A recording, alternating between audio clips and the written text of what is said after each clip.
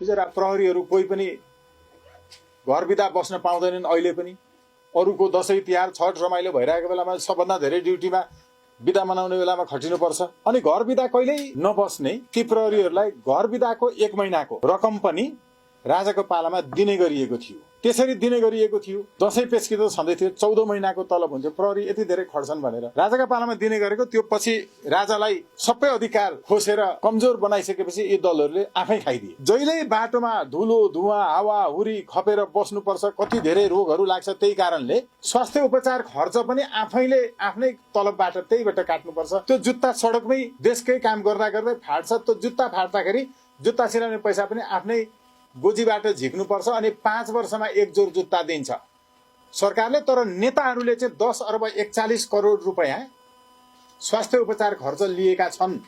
प्रहरीलाई उपचार खर्च पाउँदैन। अहिलेको राष्ट्रपतिले पनि खाएका छन्। त्यो मध्येबाट मैले उनी विरुद्ध पनि सर्वोच्च अदालतमा रिट दायर गरेको छु।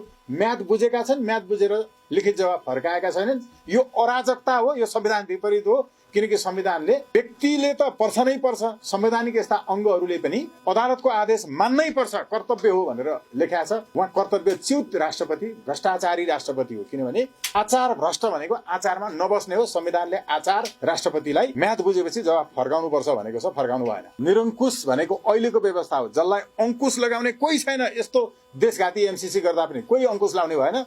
राजाका पालामा अंकुश लाग्छ। अहिलेको निरङ्कुश हो, अंकुश लगाउने कोही छैन। देशघाती तपाईको असमान सन्धि सम्झौता र कानुन ल्याउँदा पनि सबै मिलिजुली खान्छन्। धेर मिलेर बिग्रेको यो देश।